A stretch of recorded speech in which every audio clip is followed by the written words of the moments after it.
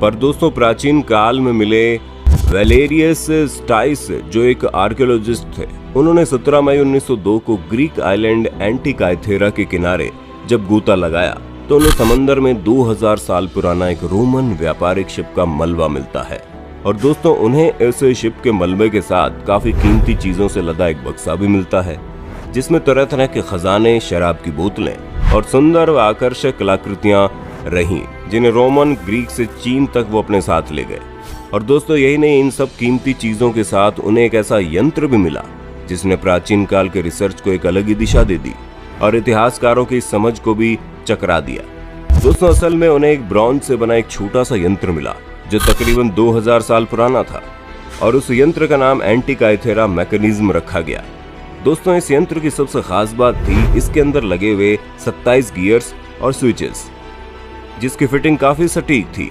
Radio carbon dating की मदद से जब साइंटिस्ट ने इसकी जांच की तो पता चला कि इस यंत्र को 2100 साल पहले बनाया गया था।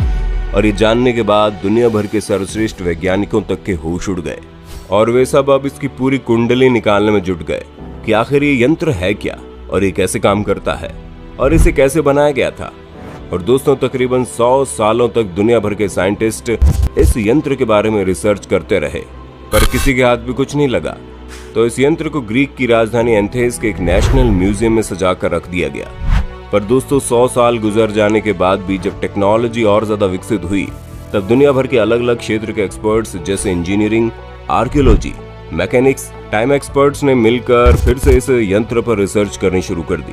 पर दोस्तों इस यंत्र के काफी ज्यादा प्राचीन होने के कारण इस यंत्र को छोटे छोटे भागों में डिसमेंटल करना काफी ज्यादा मुश्किल था और अब वैज्ञानिकों को इसके अंदर देखने के लिए खास एक्सरे मशीन की जरूरत थी। और दोस्तों तब इस तरह की एक्सरे मशीन केवल इंग्लैंड में ही थी और उस मशीन के विशाल वजनी साइज के कारण इस मशीन को एथेंस तक लाना आसान नहीं था। और दोस्तों एथेंस से इस यंत्र को इंग्लैंड ले जाना पॉसिबल नहीं था, इसलिए दोस्तों फिर उस मशीन को ऑल द वे शिपिंग से एथेंस तक ले जाया गया। और जब वैज्ञानिकों ने इस मशीन की मदद से इस यंत्र का एक्सरे निकाला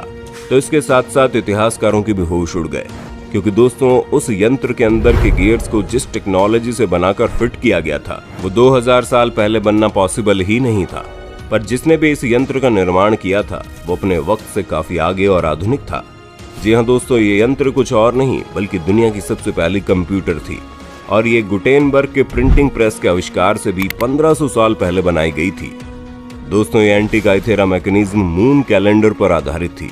यानी एक ऐसा कैलेंडर जो जी मून के मूवमेंट पर आधारित था। यही नहीं दोस्तों, इस एंटिकाइथेरा मैकेनिज्म की मदद से सोलर एक्लिप्स और इसके एकदम सटीक डेट और टाइम को भी प्रेडिक्ट किया जा सकता था।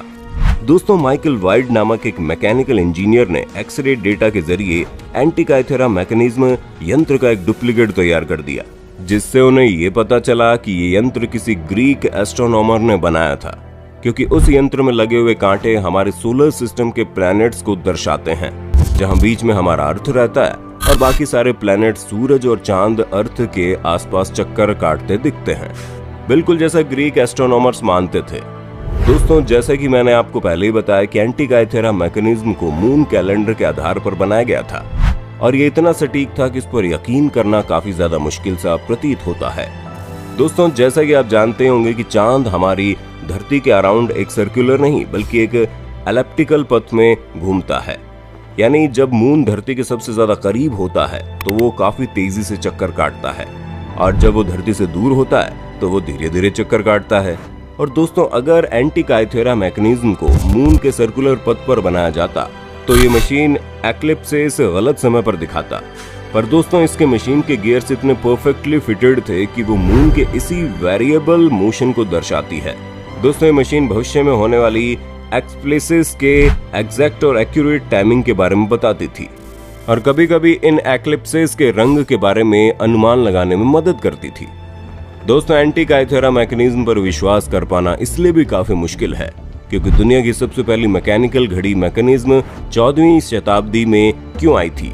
और ये मैकेनिज्म एक छोटे से कार के कैबिन की साइज की थी। पर इससे 1500 साल पहले बनाई गई एंटिकाइथेरा मैकेनिज्म तो केवल एक छोटे से कॉम्पैक्ट वुडन बॉक्स जितने साइज तक ही सीमित थी। और दोस्तों इसमें लगे गियर्स और स्विचेस अपने समय से इतने ज्यादा एडवांस और आगे थे कि काफी इतिहासकारों और साइंटिस्ट का तो ये भी कहना है कि एंटीकाइथेरा मैकेनिज्म किसी इंसानी ताकत ने नहीं बल्कि एलियंस या किसी बाहरी दुनिया की ताकत की मदद से बनाया गया था। दोस्तों, आपको क्या लगता है, ये एंटीकाइथेरा मैकेनिज्म क्या सच में एलियंस ने बनाई है या ये किसी इंसानी दिमाग का एक करिश्मा है? तो दोस्तों, ये थी प्राचीन काल में कुछ ऐसे मिस्टीरियस चीजें जो बीते वक्त के कुछ अद्भुत करिश्मे को दर्शाती है, जिनकी डोर कहीं ना कहीं एलियन से जुड़ती हुई दिख रही है। तो दोस्तों, अगर आपको वीडियो पसंद आया तो इसे लाइक करके अपने परिवार वालों और दोस्तों के साथ जरूर शेयर करें, ताकि वे भी प्राचीन काल के इस अनूठे और मिस्टीरियस चीजों के बारे में जान जाए और वे भी इस रहस्यमय सफर का हिस्सा बन एलियन से जुड़ी अन्य मिस्ट्री को करीब से देख पाएं। धन्यवाद।